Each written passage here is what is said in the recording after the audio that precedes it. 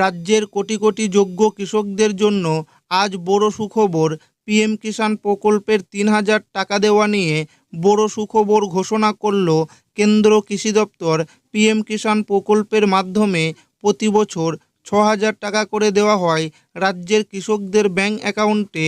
তবে এই ৬,০০০ টাকা ৩টি কিস্তির মাধ্যমে কৃষকদের ব্যাংক অ্যাকাউন্টে সরাসরি পাঠানো হয়। একটি কিস্তি ২,০০০ টাকা করে। কৃষকদের জন্য এলো সুখবর। পিএম কিষাণ প্রকল্পে কৃষকদেরকে বছরে ৬,০০০ টাকার পরিবর্তে ৯,০০০ টাকা দেওয়া হবে, অর্থাৎ একটি কিস্তি ৩,০০০ টাকা করে কৃষকদের ব্যাংক অ্যাকাউন্টে সরাসরি ঢুকবে। পিএম কিষাণ প্রকল্পে ২২তম কিস্তির টাকা কৃষকদের ব্যাংক অ্যাকাউন্টে কেন্দ্র সরকার দিয়েছেন। এবার কৃষকরা অপেক্ষা করছেন ২৩তম কিস্তির টাকার জন্য। ২৩তম কিস্তির টাকা দেওয়ার ব্যাপারে কেন্দ্র সরকারের তরফে কী আপডেট রয়েছে এবং পিএম কিষাণ প্রকল্পের ২৩ নং কিস্তির ৩,০০০ টাকা কৃষকরা ব্যাংক অ্যাকাউন্টে কবে পাবে, সমস্ত কিছু জানাবো আজকের এই ভিডিওটিতে এবং আপনাদেরকে প্রমাণ সমেত দেখাবো। তাই ভিডিওটি প্রথম থেকে শেষ পর্যন্ত দেখবেন এবং আপনি কোন জেলা থেকে দেখছেন অবশ্যই কমেন্টে লিখে জানাবেন। পিএম কিষাণ এবার বাংলার কৃষকরা পাবেন ৯,০০০ টাকা, এই মাসেই ঢুকবে ব্যাংক অ্যাকাউন্টে। বিজেপির নির্বাচনী ইস্তেহার অনুযায়ী রাজ্যে তারা ক্ষমতায় এলে পিএম কিষাণ সম্মান নিধি প্রকল্পের ৬,০০০ টাকার সাথে রাজ্য সরকারের তরফ থেকে অতিরিক্ত ৩,০০০ টাকা যুক্ত করে কৃষকদের বছরে মোট ৯,০০০ টাকা দেওয়া হবে। বিধানসভা নির্বাচনে দলীয় ইস্তেহারে বাংলার কৃষকদের জন্য একাধিক প্রতিশ্রুতি দেওয়া হয়েছিল। তার মধ্যে রয়েছে কৃষকদের আর্থিক সাহায্যের পরিমাণ বৃদ্ধি।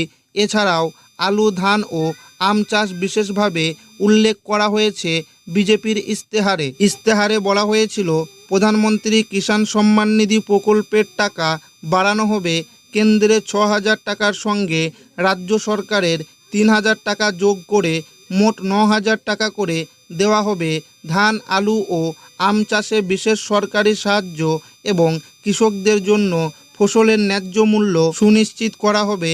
কুইন্টাল প্রতি ৩,১০০ টাকা দরে ধান কেনার প্রতিশ্রুতি দেওয়া হয়েছে। আলু চাষিদের জন্য কোল্ড স্টোরেজের ব্যবস্থা করা হবে। প্রতি ব্লকে ব্লকে আলু ও আমের জন্য কোল্ড স্টোরেজ তৈরি করা হবে।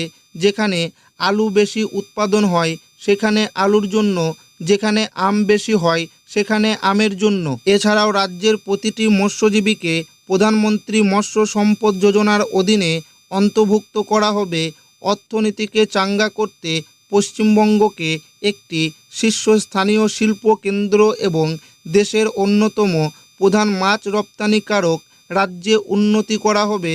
রাজ্যে ধান উৎপাদন বাড়ানো হবে, পাশাপাশি বাড়ানো হবে দুধ ও দুগ্ধজাত পণ্য সামগ্রীর উৎপাদন। এখন প্রশ্ন, রাজ্যে বিজেপি সরকার এসেছে, মুখ্যমন্ত্রী পদে শপথ নিয়েছেন শুভেন্দু অধিকারী, তাই কৃষকদের মনে নানা প্রশ্ন আসছে।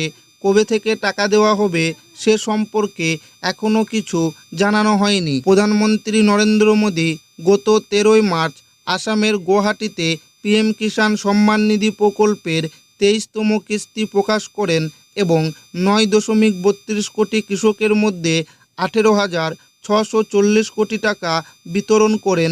এই ২২টি কিস্তির মাধ্যমে প্রধানমন্ত্রী মোদী এই প্রকল্পের আওতায় মোট ৪.২৫ লক্ষ কোটি টাকারও বেশি অর্থ বিতরণ করেছেন। কৃষকরা এখন পিএম কিষাণ সম্মান নিধি প্রকল্পের ২২তম কিস্তির অপেক্ষায় রয়েছেন, যা ২০২৬ সালের জুলাই মাসে প্রকাশ করা হবে বলে আশা করা হচ্ছে।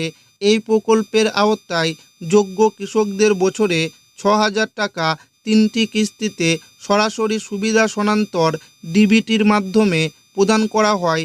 তবে বাংলার ক্ষেত্রে মনে করা হচ্ছে কৃষকেরা ৩টে কিস্তিতে ৩,০০০ করে মোট ৯,০০০ টাকা পাবেন, অর্থাৎ জুলাই মাসে কৃষকদের অ্যাকাউন্টে ৩,০০০ টাকা ঢুকতে পারে।